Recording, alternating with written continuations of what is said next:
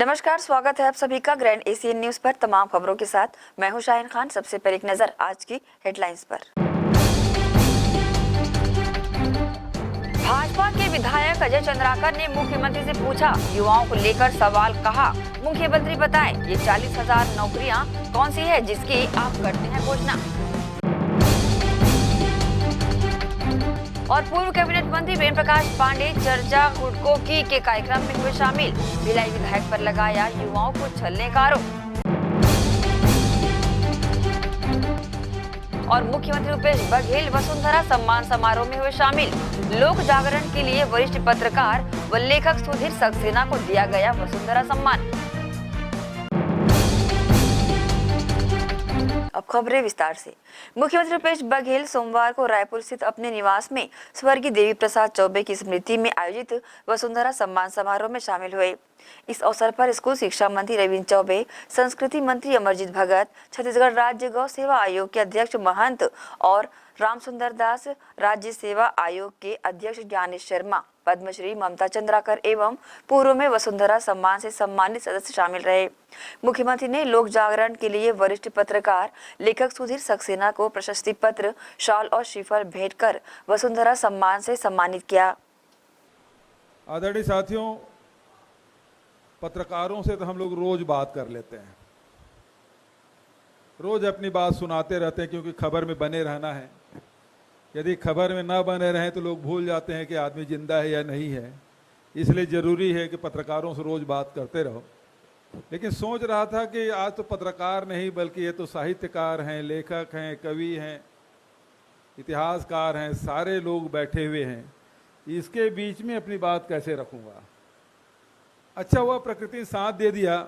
मैं क्या बोल रहा हूँ वो मैं ही सुन रहा हूँ। सामने इतने जोर से बारिश हो रही, कोई सुन भी नहीं पा रहा। कठिन विधा है, उसमें भावना के विचार डालना उससे भी कठिन है। लेकिन समाज में जो दिखावटीपन है, बनावटीपन है, वो हमारे छत्तीसगढ़ में नहीं है।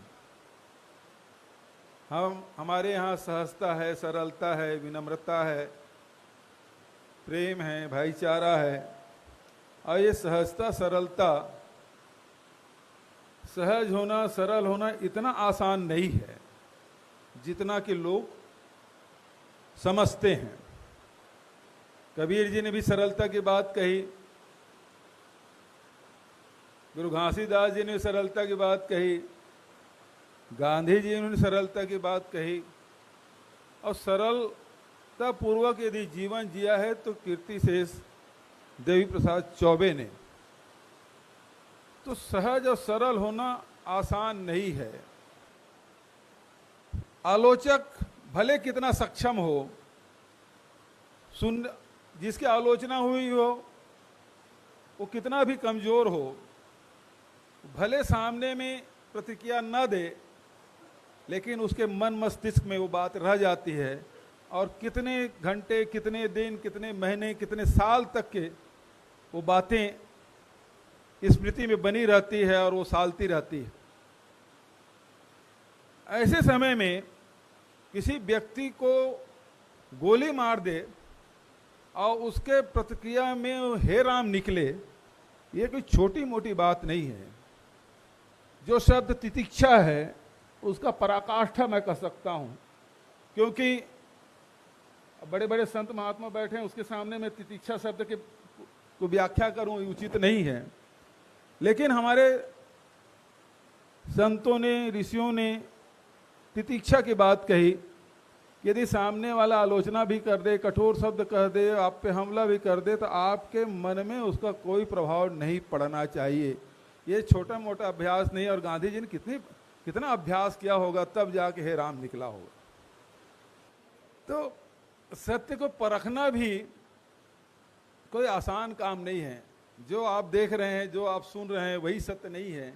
जो सामने वाला देख रहा है, सामने वाला जो सोच रहा है, सामने वाला जो सुन रहा है, वो भी सत्य हो सकता है।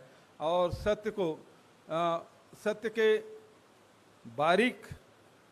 बारीकी में जाएंगे तो फिर जो गांधी जी ने कहा कि सत्य के जो खोज है या सत्य के प्रयोग हैं, उसके बारे में उन्होंने कही।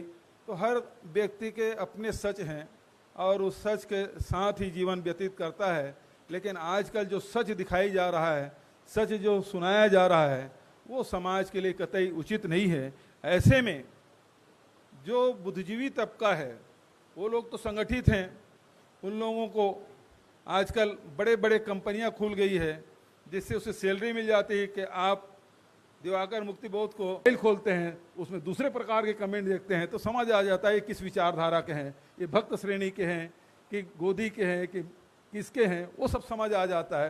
तो जब आपकी जो पहचान अलग है, आपके कार्य अलग है, तो फिर जब आपके कार्य और विचार अलग अलग होंगे तो आपकी प्रतिष्ठा कैसी होगी, समाज में ये समझा जा सकता है। तो बादल जी ने बहुत अच्छी बातें कही, मैं आपका भी धन्यवाद करते हुए अपनी बात यही समाप्त करता हूं। आदरणीय चौबे जी को नमन करते हुए धन्यवाद। जय हिंद, जय छत्तीसगढ़। कांग्रेस नेत्री प्रियंका गांधी वाड्रा के मध्य प्रदेश में 50% कमीशन की मांग वाले ट्वीट से राजनीति गरमासी गई है। वहीं प्रियंका गांधी के खिलाफ दर्ज एफआईआर पर छत्तीसगढ़ के सीएम भूपेश बघेल ने भी प्रतिक्रिया दी है। सीएम बघेल ने मीडिया से बातचीत के दौरान कहा कि जब ठेकेदार खुद लिख रहे हैं कि 50% कमीशन लिया जा रहा है तो और क्या सबूत चाहिए। एफआईआर से सच नहीं छुपेगा। ये है कि जब ठेकेदार खुद लिख के दे रहे हैं 50% कमीशन लिया जाता है, इससे बड़ा प्रमाण क्या है। और एफआईआर कर देने से सच्चाई थोड़ी छुप जाएगी। इसी के साथ ही रुकेंगे एक छोटे से ब्रेक के लिए, जल्द हाजिर होते हैं। आप सब बने रहिए ग्रैंड एशियन न्यूज के साथ।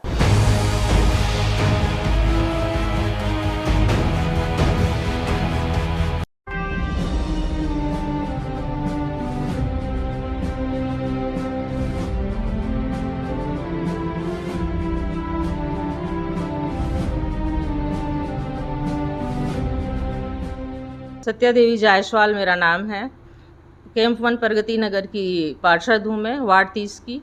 वार्ड वासियों को, मेरे शहर की जितनी पब्लिक है, शहर वासियों को, वार्ड वासियों को मैं स्वतंत्रता दिवस की हार्दिक हार्दिक बधाई देना चाहती हूँ। इसी के साथ एक संदेश भी देना चाहूँगी। संदेश ये होगा क्योंकि बारिश का मौसम है अभी, और बारिश के मौसम में जीव जंतु बहुत ज़्यादा पनपते हैं।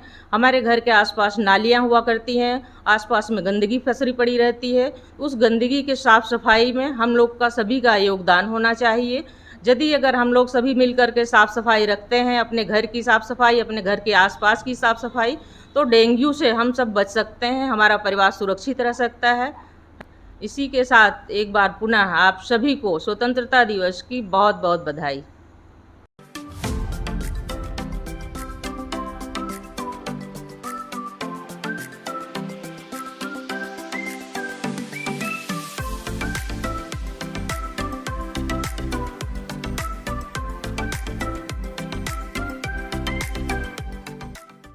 आयुर्वेद एक्यूप्रेशर थेरेपी सेंटर, चर्म रोग, दांत खाज, खुजली, चेहरा पर किसी प्रकार की झाइयाँ, दाग धब्बे, फोड़ी फुंसी, प्रेगनेंसी, स्ट्रेच मार्क आदि का गारंटेड इलाज। जी हाँ, आयुर्वेदिक एक्यूप्रेशर थेरेपी सेंटर। यहाँ पर आयुर्वेदिक दवा एवं एक्यूप्रेशर थेरेपी द्वारा बिना ऑपरेशन किए बवासीर, भकंदर, हाइड्रोसिल, गुप्त रोग, चर्म रोग का इलाज किया जाता है। बवासीर, भकंदर, फिशर का बिना ऑपरेशन इलाज मलद्वार की जितनी भी पुरानी तकलीफ हो, जैसे खून आना, चुभने जैसा दर्द होना, जलन, मस्सा, मवाद आना, पेट साफ ना होना आदि का जड़ से गारंटेड इलाज।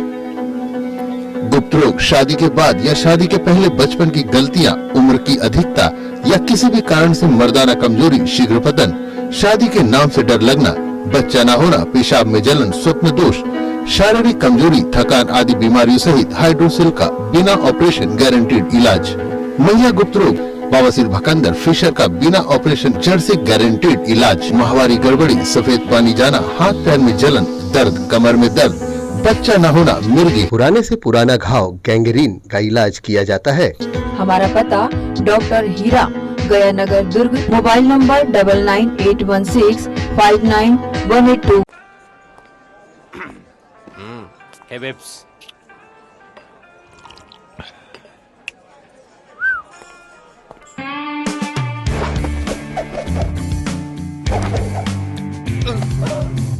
टेंशन ना लो, शीबा लो।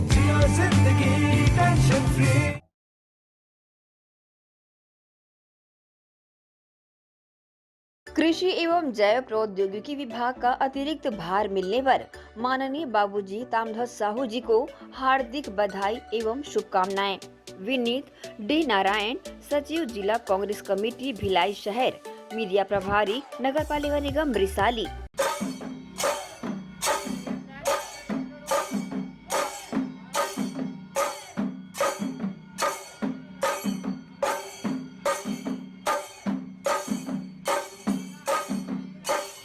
Krishna public school Nehru Nagar Bhilai. Krishna public school session 2023 व 24 एडमिशन ओपन। आपके बच्चों के बेहतर भविष्य के लिए कृष्णा पब्लिक स्कूल। आवश्यक सुविधाएं: playground, library, computer lab, well furnished classroom, transport facility के साथ बाहर से आए स्टूडेंट्स के लिए सर्व सुविधा युक्त हॉस्टल सुविधा। तो बता दें, कृष्णा पब्लिक स्कूल अनुभवी शिक्षकों के द्वारा विद्यार्थियों को अध्ययन कराया जाता है। Krishna public school admission open. हमारा पता Krishna public school Bhilai. Contact number 0788403090 078822922714। Mobile number 7389740903 7389840904। BM Shah super multi speciality hospital 24 घंटे आपातकालीन सुविधाएं, जिसमें मॉडुलर ऑपरेशन थिएटर से सुसज्जित छत्तीसगढ़ के प्रतिष्ठित न्यूरो फिजिशियन न्यूरो सर्जन की सुविधाओं के साथ सड़क दुर्घटना में घायल मरीजों के लिए विशेष ट्रॉमा आईसीयू की सुविधा उपलब्ध है। हॉस्पिटल में हृदय रोग विशेषज्ञों की टीम के साथ एडवांस कैथ लैब की सुविधाएं, साथ ही जिसमें एंजियोग्राफी, एंजियोप्लास्टी, पेसमेकर की सुविधा उपलब्ध है। हॉस्पिटल में medical ICU, surgical ICU, NICU, burn unit के साथ डायलिसिस की सुविधा 24 घंटे उपलब्ध है।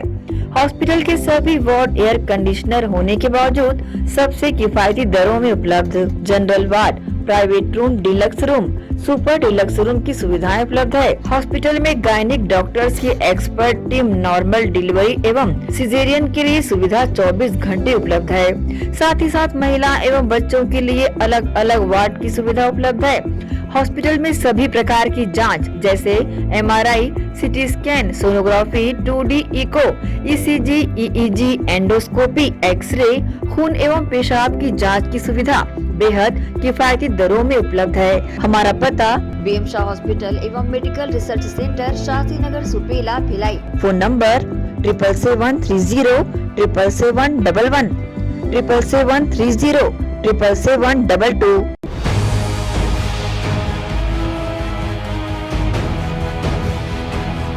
ब्रेक के बाद आप सबका स्वागत है। प्रदेश के पूर्व कैबिनेट मंत्री प्रेम प्रकाश पांडे रविवार को हुडको में आयोजित चर्चा हुडको की कार्यक्रम में शामिल हुए। हुडको गणेश मंदिर में आयोजित इस कार्यक्रम में सैकड़ों की संख्या में हुडकोवासी शामिल रहे। इस दौरान श्री पांडे ने भिलाई सहित हुडको के प्रमुख विषयों पर उपस्थित जनों से चर्चा की। कार्यक्रम में उपस्थित महिलाओं एवं युवाओं ने भी श्री पांडे के समक्ष अपने विचार रखे। श्री पांडे ने चर्चा के दौरान कहा कि विधायक ने भिलाई के युवाओं को छला है और सभी नौजवान गलत दिशा में जा रहे हैं। हम सभी इसी से अंदाजा लगा सकते हैं कि भिलाई का आने वाला भविष्य कितना भयावह हो सकता है।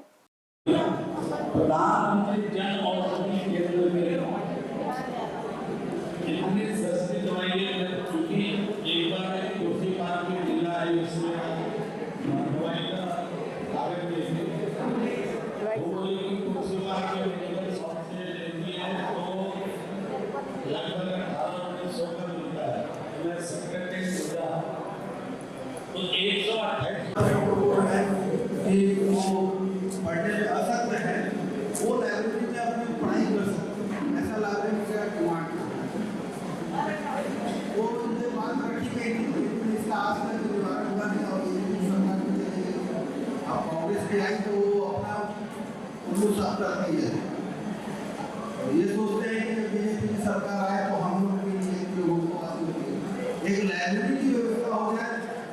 लोग वहाँ हालात ये है कि अपन जा नहीं सकते, जैसे बारिश आई, सब कितना भरा है सबका, और उनके बाद तक बात गई, लोगों की बात गई भी है कि भैया हम क्या करते हैं, ऐसा तो देखो।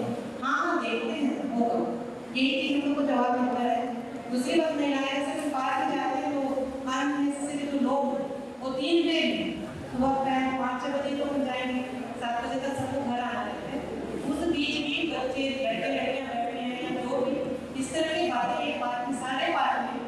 यहाँ जितने बने हुए हैं उनको वो सब मैं खुद देख रही हूँ, मेरे साथ और लोग भी जाते हैं, तो ये सब से हमको थोड़ा करके। भाजपा के मुख्य प्रवक्ता एवं विधायक अजय चंद्राकर ने मुख्यमंत्री द्वारा युवाओं से भेंट मुलाकात कार्यक्रम में उनके द्वारा की गई घोषणाओं को लेकर सवाल उठाया है। अजय चंद्राकर ने कहा कि हमारा देश आजादी के अमृत काल का जश्न मना रहा है, लेकिन छत्तीसगढ़ में युवाओं को ठगी का शिकार होने से आजादी अब तक नहीं मिली है। युवाओं के कार्यक्रम में मुख्यमंत्री जो चाहे वे घोषणाएं कर रहे हैं। उन्होंने मुख्यमंत्री से सवाल किया कि ये 40,000 नौकरियां कौन सी हैं जिसकी आप घोषणा करते हैं, उसके परिणाम कब तक आने वाले हैं, कौन कौन सी एजेंसियां परीक्षा ले रही है, या आप सीधे इन युवाओं को नियुक्ति पत्र दे रहे हैं। माननीय मुख्यमंत्री जी युवाओं के कार्यक्रम में रॉक स्टार की तरह अपनी प्रस्तुति दे रहे हैं, जो चाहे वो घोषणा कर रहे हैं। मेरा सीधा सा सवाल है आपसे कि एक 40,000 नौकरियां कौन सी हैं जिसकी आप घोषणा करते हैं, उसके परिणाम कब तक आने वाले हैं, कौन कौन एजेंसियां परीक्षा ले रही हैं, या सीधे आप नियुक्ति पत्र दे रहे हैं, या कौन सी विधि आप एक 40,000 नौकरियों के लिए अपना रहे हैं। कृपया इसको स्पष्ट करें। आज़ादी के इस अमृत काल में आप प्रदेश के युवाओं को ठगना बंद कीजिए और स्पष्ट रूप से ये बताएं कि ये नौकरियां कब तक लोगों को मिल जाएंगी, अवधि सहित। ये अपेक्षा मैं आपसे करता हूं, और नहीं तो आप अपने पद को छोड़कर ये असत्य कथन करना बंद कीजिए। इसी के साथ ही रुकेंगे एक और छोटे से ब्रेक के लिए। जल्द हाजिर होते हैं। आप सब बने रहिए ग्रैंड एशियन न्यूज के साथ।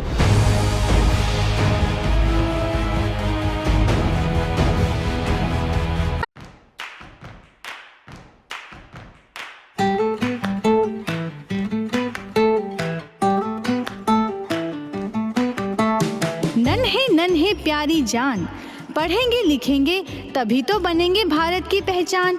बच्चों से ही है कल का भविष्य, तो आइए उदय पब्लिक स्कूल में जल्द ही एडमिशन कराइए।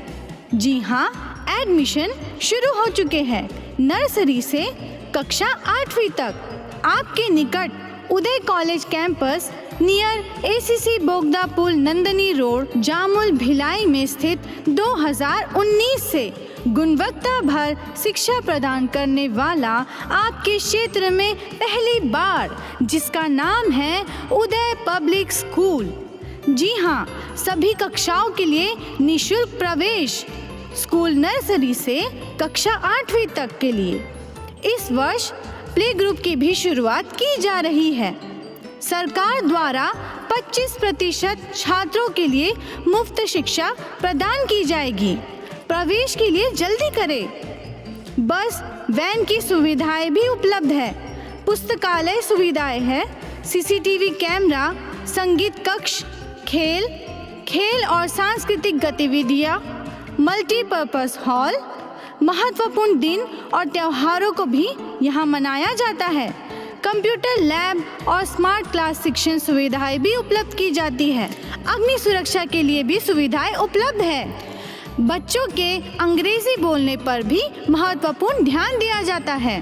तो फिर देरी किस बात की, जल्दी कीजिए, क्योंकि एडमिशन शुरू हो चुके हैं उदय पब्लिक स्कूल में। आपके निकट उदय कॉलेज कैंपस निकट एसीसी बोगदा पुल नंदनी रोड जामुल भिलाई में। अब किसानों की समस्याओं का हुआ समाधान। जी हां, अब दुर्ग जिले सहित अन्य जिलों के किसान भी हुए खुशहाल। आपके अपने शहर दुर्ग जिले में खुल गया है कमला मोटर्स, जहां उपलब्ध है ज्यादातर कंपनियों के हार्वेस्टर। उच्च क्वालिटी के हार्वेस्टर चले सालों साल, करे किसानों को मालामाल। पानेसर, सोनालिका, एस और केस ग्रुप के सबसे शक्तिशाली हार्वेस्टर। इनमें कई विशेषताएं हैं, जैसे ऑटो क्लीनर, रेडिएटर, 5 स्पीड वाला gear box, power coating reel time, अत्यधिक टिकाऊ फिंगर्स, स्टेनलेस स्टील कटर बार, नई मजबूत बॉडी और नए ग्राफिक्स। कमला मोटर्स की विशेषताएं: कुशल एवं जानकार इंजीनियर्स द्वारा हार्वेस्टर्स की जानकारी उपलब्ध कराना, सबसे बेहतर सर्विस सहित किसानों को उचित सलाह देकर किसानों को हार्वेस्टर के जरिए अत्यधिक लाभ दिलाना, साथ ही कुशल कारीगरों द्वारा हार्वेस्टर्स की सर्विसिंग और इन सब से ऊपर एक व्यवहार कुशल प्रबंधन और स्टाफ कमला मोटर्स, ग्राहकों के विश्वास पर खरा। हमारा पता Kamla motor, GE road, Ganjpara, Durg. Contact number 9039879080।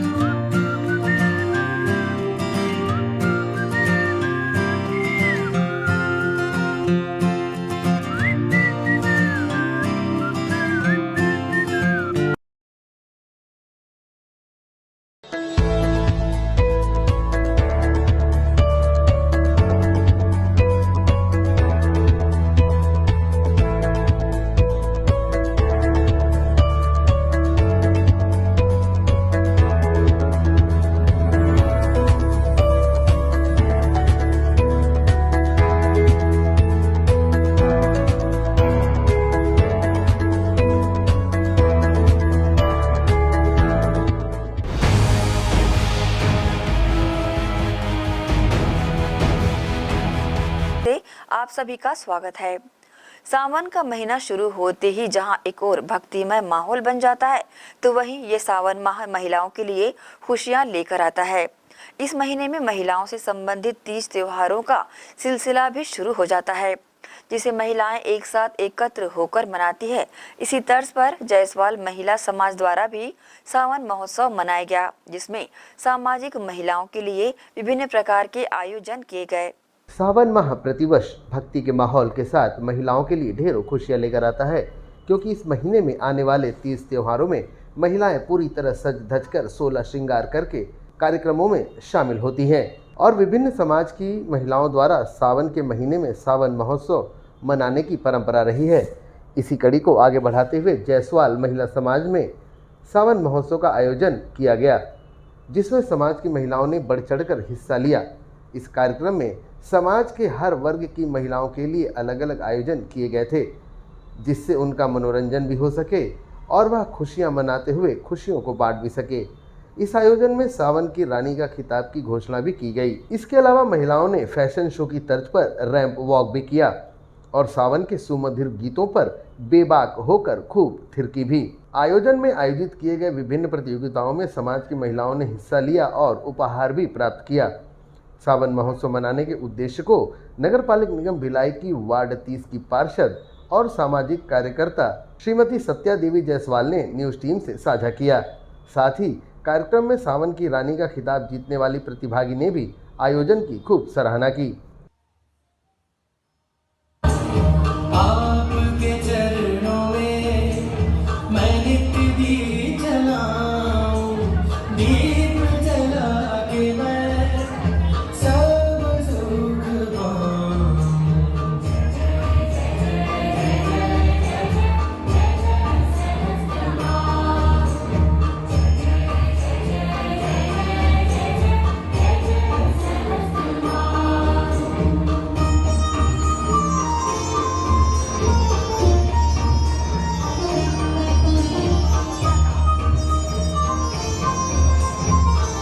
महिलाओं के लिए खेलकूद का प्रतियोगिता रखा गया था और उसमें से क्या सावन क्वीन भी चुनी गई हैं और साज सज्जा श्रृंगार चूड़ियाँ मतलब वितरित किया गया सभी महिलाओं को। और उसमें सबसे बड़ी अच्छी चीज़ ये लगी कि घर से निकल कर के भाग लेना, स्टेज तक पहुंचना, ये बहुत अच्छा लगा। और सावन महीना जैसे ही स्टार्ट होता है महिलाओं को एक अलग ही रंग चढ़ जाता है, क्योंकि सावन महीने में काफ़ी ऐसे त्यौहार आते हैं, वो त्यौहार ही इतने अच्छे होते हैं कि उसमें महिलाएं झूम उठती हैं खुशी से। एक तो इसमें एक बड़ा अच्छा त्यौहार आता है तीज का, दूसरा त्यौहार है एक इसमें अपना जो है राखी रक्षाबंधन, लास्ट होते होते रक्षाबंधन भी आता है। तो रक्षाबंधन का त्यौहार भी एक बहुत महत्वपूर्ण त्यौहार है। प्लस सावन में भोले बाबा जो हमारे देवती देव हैं, तो उनका भी जो है पूजन वगैरह करना, तो महिलाएं इस चीज़ में बहुत व्यस्त रहती हैं और उनको पूजा पाठ करना बड़ा अच्छा भी लगता है। तो इस सावन महीने में हम लोगों ने, ये अभी से नहीं कई वर्षों से हो रहा है, तो इसमें हम 25 महिलाएं जुड़ी हुई हैं समाज की, जायसवाल समाज की 25 महिलाओं के थ्रू हम सभी महिलाओं को इनवाइट करते हैं और काफ़ी तादाद में महिलाएं आईं और बड़े ही खूबसूरती से भाग लिया भैया और बहुत बढ़िया लगा। और व्यंजन जो है अपने अपने घर से बना करके लाए उन लोगों ने और बड़ी खूबसूरती से उसको सजाया गया और बहुत ही लाजवाब बना था वो व्यंजन भी। और जो महिलाएं सज संवर के आई थी उनका पोशाक भी बहुत ही बेहतर था, बहुत ही अच्छा लगा। और दूसरी चीज़ एक और थी, डांस का भी प्रोग्राम वहाँ रखा गया था, सभी महिलाओं ने डांस वगैरह किया और रैंप भी चलने का प्रोग्राम था, तो उसमें भी सभी महिलाओं ने भाग लिया बढ़ चढ़ करके। ये चीज़ें बहुत अच्छी लगी क्योंकि एक महीने में, इस सावन महीने में जो होता है, महिलाएं रोज़ तो अपने घर में इतनी ज़्यादा व्यस्त रहती हैं, सारा दिन तो काम ही करती रहती हैं, तो हम सब ने ऐसा सोचा कि इस प्रोग्राम को अगर मनाते हैं तो ये एक दिन जो है महिलाओं को एकदम अपने घर से फ्री होकर के ये जो स्टेज मिलेगा, उस स्टेज में क्या हो उनका बचपन का जो एक खेल कूद होता है, एक जो उमंग होता है, अंदर से खुशी होती है, वो झलकेगा यहाँ पे। तो ये चीज़ें बहुत अच्छी लगी और महिलाओं ने बड़े ही खुशी से, बड़े ही उत्साह से भैया उस चीज़ को निभाया वहाँ पे, बहुत अच्छा लगा। और उनके साथ साथ क्या हम लोगों ने भी खूब मस्ती की, खूब झूले झूले वहाँ पे, रैंप पे चलना, डांस करना और एक दूसरे से मिलना। एक साल के बाद जब हम लोग सब मिलते हैं तो इतनी ज़्यादा खुशी महसूस होती है कि सभी बहनें, ऐसा लगता है कि क्या कर डालें यहाँ पे, क्या खेलें, क्या कूदें, क्या करें, ऐसा एकदम मतलब माहौल जो है ना एकदम अलग से हटके हो जाता है। और हम चाहते हैं कि हर वर्ष हमारी जो जायसवाल बहनें हैं इसी तरह बढ़ चढ़ करके भाग लें और इसी तरह इस प्रोग्राम को मनाती रहें और बीच बीच में भी अगर हमको मौका मिलेगा तो हम लोग इस प्रोग्राम को इसी तरह जारी रखेंगे, ये हमारी कहना है और यही हम चाहते भी हैं। और हमारी समाज की जो बहनें हैं इनका जो एक उद्देश्य बड़ा अच्छा ये लगता है कि जाके अगर हम लोग घर पे उनको बता के आते हैं तो समय का बड़ा ध्यान रखती हैं वो लोग, समय का ध्यान रखते हुए। और जैसा बोला गया था उनको कि इस तरह का पहनावा पहनना है, आना है, वहाँ भाग लेना है, तो बिल्कुल उसी तरह वो लोग रेडी होकर के आती हैं, बातों को एकदम सुनना और बड़ा ही उत्साह के साथ आते हैं, मिलते हैं। तो ये चीज़ें बहुत अच्छी लगती हैं क्योंकि अपना समाज जो है, समाज में एक संदेश भी जाना चाहिए कि हमारा जायसवाल समाज भाई एक हैं और कोई भी मौका पे मिलते हैं, आते हैं, बुलाए तो वहाँ पे आए। ये सारी चीज़ें बहुत अच्छी लगती हैं। और हमारी एक अध्यक्ष हैं समाज की, श्रीमती अनीता जायसवाल जी, उनका भी बड़ा अच्छा योगदान रहता है इसमें। और उपाध्यक्ष हैं किरण, तो उनके भी नेतृत्व में क्या है, हम 25 महिलाएं सभी मिल करके इस प्रोग्राम को अटेंड करते हैं और करवाते हैं, तो बड़ा अच्छा लगता है भैया ये सब चीज़ें हो करके, देख करके। मेरा नाम अनामिका जायसवाल है, मेरे पति का नाम विजय जायसवाल है। मैं जायसवाल महिला सावन समारोह के द्वारा आयोजित किए गए प्रोग्राम में सावन क्वीन चुनी गई हूँ। मुझे बहुत अच्छा लगा इस कार्यक्रम में हिस्सा लेके, मुझे बहुत अच्छा लगा। मैं अपने आप को बहुत गौरवान्वित महसूस करती हूँ। वहाँ रैंप पर चलना, रैंप पर वॉकिंग करना और वहाँ झूला झूलना और वहाँ सारी महिलाएं डांस कर रही थी, वो भी बहुत अच्छा लगा हमें और हम महिलाओं ने यहाँ पर बहुत इंजॉय किया। एक शादीशुदा महिला के लिए घर की जिम्मेदारियां सर्वोपरि होती हैं, परंतु कई बार देखा गया है कि ऐसी महिलाएं सिर्फ गृहिणी ही बनकर रह जाती हैं। परंतु अब सभी समाजों में महिलाओं को आगे लाने के लिए ऐसे आयोजन किए जा रहे हैं जिससे महिलाएं अपने भूले हुए दिनों को याद करके बेहद हर्षित नजर आती हैं। ग्रैंड एशियन न्यूज के लिए भिलाई से संतोष शर्मा की रिपोर्ट। स्वतंत्रता दिवस की पूर्व संध्या पर भारतीय जनता पार्टी छत्तीसगढ़ के प्रदेश प्रवक्ता केएस चौहान ने ग्रैंड एशियन न्यूज से खास चर्चा करते हुए आजादी के महत्व और स्वतंत्रता दिवस के विस्तृत जानकारी कुछ इस प्रकार से दी। आइए देखते हैं भाजपा के प्रदेश प्रवक्ता केएस चौहान से हुई बातचीत के खास अंश। नमस्कार दर्शकों, सबसे पहले सभी शहर वासियों को आजादी की 76वीं वर्षगांठ की ढेरों बधाइयां, शुभकामनाएं। आज हमारे बीच में केएस चौहान सर हैं। हाँ, एक कुशल व्यक्तित्व के धनी, एक कुशल राजनीतिज्ञ और अपनी एक अलग छवि रखने वाले केएस चौहान हमारे से आज चर्चा करेंगे कि आज़ादी हमें किस तरह मिली और किसका इसमें ज़्यादा योगदान रहा। तो सबसे पहले हम उनका स्वागत करते हैं। तो सर, सबसे पहले आपका हमारे स्टूडियो में आज़ादी के उपलक्ष्य पर जश्न में स्वागत है। तो मैं जानना चाहूँगी, पूरे 200 साल देश गुलामी की जंजीरों में जकड़ा रहा, 200 साल काफ़ी लंबा पेड़ होता है। कितने ही लोगों ने अपनी जान की कुर्बानियाँ दी, तब जाकर हमें आज़ादी मिली। आज़ादी मिलने में इतनी देर क्यों लगी? 200 साल तो सिर्फ अंग्रेजों ने, उसके पहले भाइयों ने, फिर और भी बाहरी आक्रांताओं ने बहुत ज़्यादा हमारे को गुलाम बना के रखा। और इसको आज़ादी मिलने में इतना समय क्यों लग गया? तो यही क्वेश्चन महात्मा गांधी जी से पूछा गया था कि आपको आज़ादी दिलाने में इतना समय क्यों लग गया? तो उन्होंने बोला कि 40 साल तो मुझे ये समझाने में लग गया कि हम गुलाम हैं। और जब इंसान को उसकी यथार्थ स्थिति बता दी जाए, जब उसको जागरूक कर दिया जाए, हम लोग जागरूक ही नहीं थे।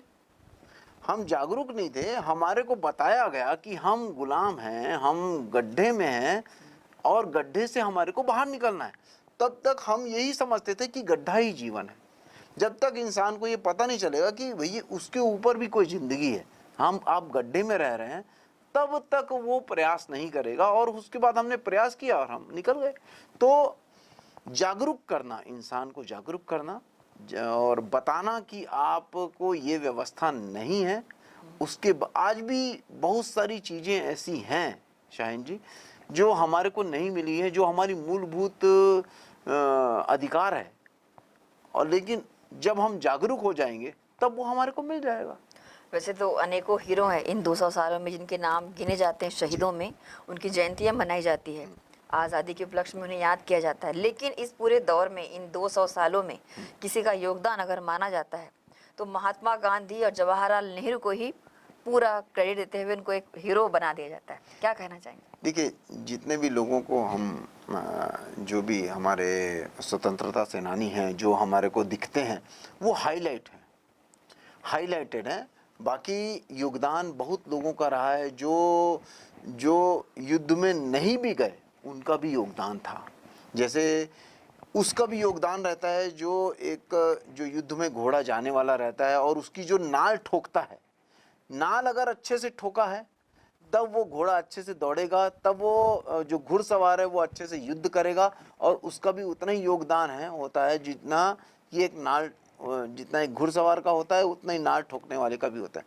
तो ऐसे ही बहुत सारे ऐसे अनगिनत लोग हैं जिन्होंने अपना अपना प्रयास किया और जो आज सुनाई नहीं देते। जैसे अरविंदु घोष हुए हमारे एक ठो, तो वो इतने सेंसिटिव थे कि उनको बहुत मारा अंग्रेजों ने।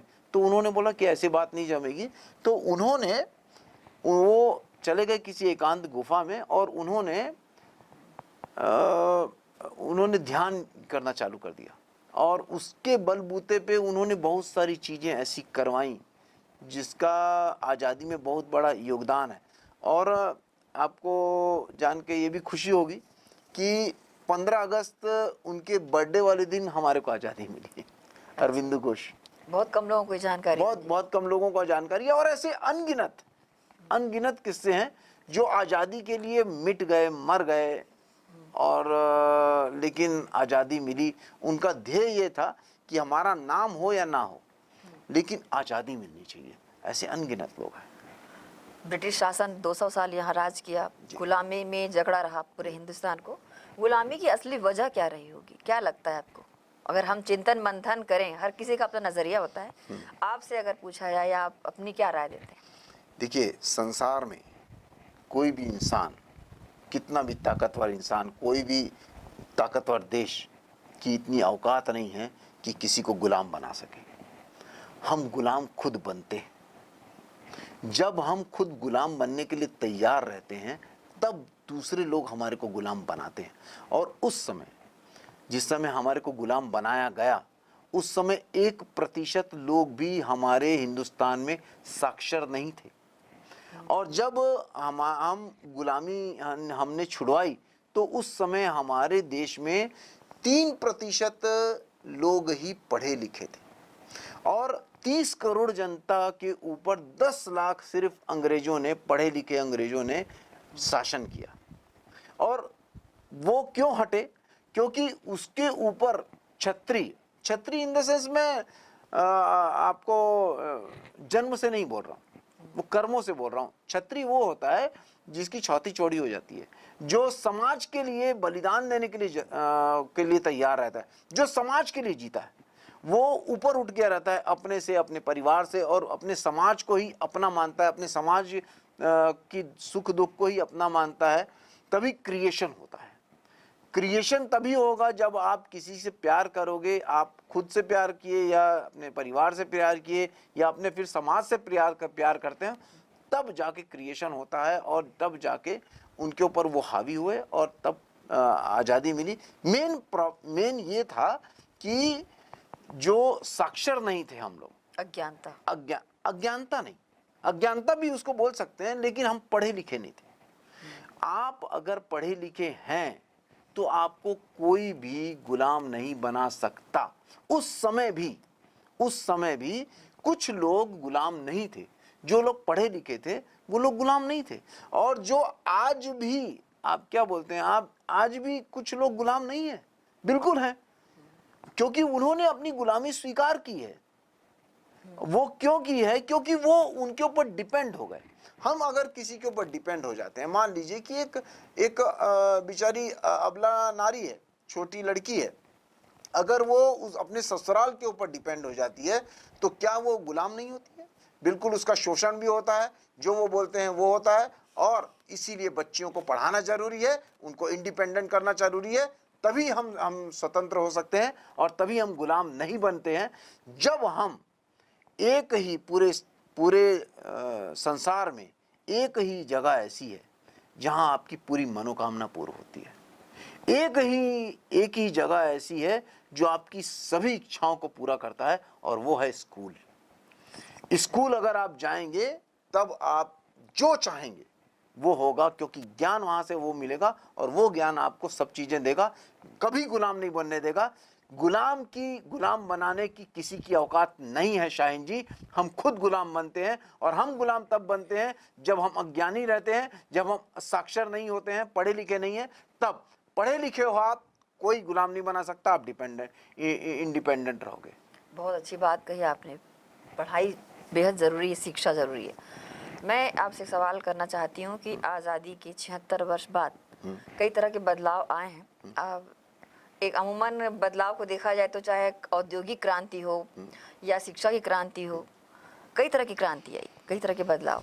आज़ादी के बाद का मूल बदलाव जो है उसको किस तरह नज़र से देखते हैं, कैसा मानते हैं, या क्या बदलाव ज़्यादा अपने को नज़र आया जो हुआ है? जी, बदलाव एक निरंतर प्रक्रिया है शाहीन जी, लेकिन इसमें स्पीड मायने रखती है। बदलाव कितनी तेजी से हो रहा है, रफ्तार। बदलाव तो बदलेगा।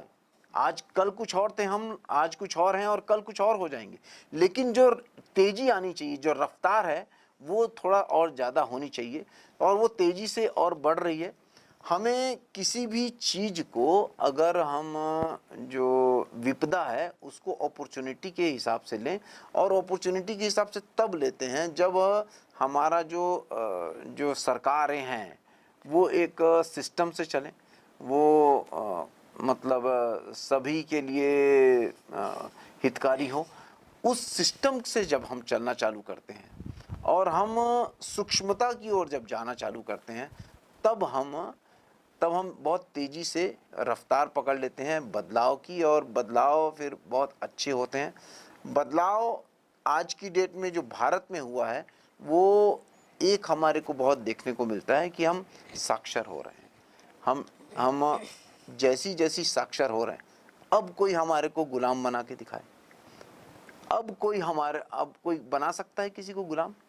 जो भी साक्षर हो चुका है नहीं बना सकता। हम गुलाम बनेंगे ही नहीं, कभी नहीं बन सकते हम गुलाम। तो अब सबसे बड़ा तो यही अंतर आया है कि अब हम गुलाम नहीं बन सकते हैं। मेरा भारत महान, ये एक नारा है, हर जगह चस्पा भी किया रहता है, लोगों के मन की धारणा भी रहती है, सर उठा के खुश होकर सब कहते भी हैं मेरा भारत महान। इसको महसूस कैसे किया जा सकता है? ज़बान से कह देने से ही मेरा भारत महान हम मान रहे हैं, महसूस कैसे कर सकते हैं? एक्चुअल में भारत महान है कि आप ये देखिए कि कई आक्रांताओं ने, बाहरी शक्तियों ने, बाहरी लोगों ने इसके ऊपर आक्रमण किया, लेकिन भारत ने उसे अपना लिया, क्योंकि भारत की जो संस्कृति है वो भरी हुई है, वो अपनाने की है, वो सनातन संस्कृति से जुड़ा हुआ है। और मैं ये बोलते बोलते इमोशनल हो गया हूँ कि आज तक भारत ने कहीं भी आक्रमण नहीं किया। हम सदियों से देख लें, जब से भारत है हमारे, तब से खुद होके उसने आक्रमण दूसरे देशों में नहीं किया। हाँ, अपनी रक्षा की है, जवाब दिया है, लेकिन खुद होके कभी नहीं किया। कैसे संस्कार ये हमारे संस्कार हैं, ये हमारे भरे हुए संस्कार हैं। और यही भरे हुए संस्कार हमारे को बताते हैं कि आज भी पूरे वर्ल्ड में आज जब से ये वर्ल्ड बना है, जब से दूसरे महाद्वीपों में जो लोग रहते हैं, सबसे ज़्यादा वेजिटेरियन जो लोग हैं वो यहाँ पाए जाते हैं। और हम विश्व गुरु, इसीलिए इस सबसे बड़ा कारण है कि हम विश्व गुरु की कगार पे खड़े हुए हैं, और हम विश्व गुरु बनने के लिए मतलब मुहाने पे खड़े हुए हैं, और हम विश्व गुरु बन जाएंगे, जिससे दुनिया का उद्धार होने वाला है। सिर्फ हिंदुस्तान का नहीं, हिंदुस्तान का तो हो चुका है।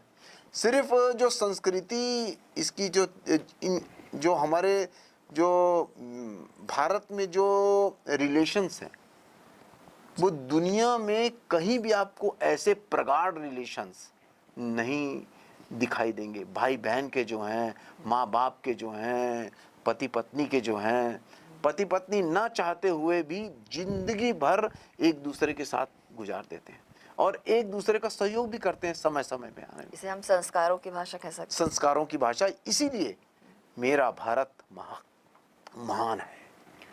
आज़ादी का पर्व मनाते हुए अभी देश पूरे खुशियों में डूबा हुआ है। कल 76वीं वर्षगांठ मनाएगा। क्या आपको लगता है कि भगवान ना करे ऐसी परिस्थिति बने कि इस पर दोबारा गुलामी का ठप्पा लगे? हो सकता है। मैं बताया ना आपको कि हम गुलाम बनते हैं खुद, कोई हमारे को नहीं बना सकता है गुलाम। और ये कंडीशन बहुत पीछे छूट चुकी है। आज हमारा देश जो है वो लगभग 77-78% लोग जो हैं इसमें साक्षर हो चुके हैं। और अब जो ज़रूरत है, अभी फिलहाल जो ज़रूरत है, वो महिलाओं का साक्षरता बहुत नीचे है और महिलाओं की साक्षरता को ऊपर लाने की ज़रूरत है। महिलाओं को, अपनी बच्चियों को डिपेंडेंट बनाने की ज़रूरत है, इंडिपेंडेंट बनाने की ज़रूरत है, डिपेंडेंट बनाने की ज़रूरत नहीं है। ये हम महिलाओं के लिए करें, क्योंकि हमारी जो मातृशक्ति है वो लगभग 50% है, लगभग 50% है। और 50% में सिर्फ 3% महिलाएं ही बाहर निकल के काम कर रही हैं। 47% हमारी एनर्जी भारत में घर में है, उनको बाहर निकालना, उनको अपनी समृद्धि में काम करवाना, अपने देश की समृद्धि में, परिवार की समृद्धि में काम करवाना, ये बिल्कुल होना चाहिए। और उनका हक भी है, उनकी जवाबदारी भी है, और इसी में उनका विकास भी है। जब हम अपनी जवाबदारी समझेंगे, जब हम हक समझेंगे, तभी हम उनके लिए करेंगे। और ये हमारे को एक पुरुष प्रधान देश हम लोग बोलते हैं, तो पुरुष प्रधान देश प्रधान आप तभी बनते हैं जब आप हक नहीं जताते, जब आप जवाबदारी समझते हैं।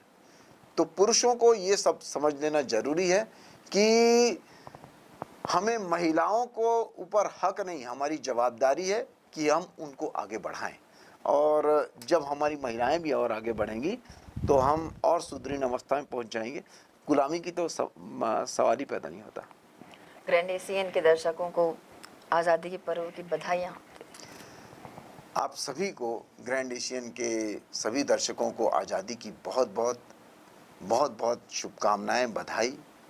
और असली आज़ादी का मतलब वही होता है दोस्तों कि हम इंडिपेंडेंट रहें, हम खुद अपनी जवाबदारी उठा सकें, अपनी रिस्पॉन्सिबिलिटी उठा सकें। और रिस्पॉन्सिबिलिटी का मतलब ये होता है कि हम देश के लिए हैं, हम परिवार के लिए हैं अपने। हम कभी कभी ये सोच लेते हैं कि परिवार हमारे लिए है, नहीं, हम परिवार के लिए हैं। तो ये, और वैसे ही हम देश के लिए हैं, तो हम समाज के लिए हैं। इसी शुभकामनाओं के साथ, इसी भावनाओं के साथ आपको ढेरों ढेरों हार्दिक शुभकामनाएं इस स्वतंत्रता दिवस की। तो दर्शकों, आज़ादी के पर्व पर हमने खास आमंत्रित किया था केश चौहान सर को। आज़ादी को लेकर उन्होंने काफ़ी सारी जानकारियां हमें दी, और गुलाम हम क्यों थे, किस लिए थे, और हमको जो उससे निजात मिली, हम आज़ाद हुए, उसके विषय को लेकर भी उन्होंने हमसे काफ़ी चर्चा की। तो अगले एपिसोड में हम फिर आपके सामने होंगे और कई सारे बातों के साथ। तब तक के लिए नमस्कार। इसी के साथ ही आपसे लेंगे इजाज़त। आप सब बने रहिए ग्रैंड एशियन न्यूज़ के साथ। नमस्कार।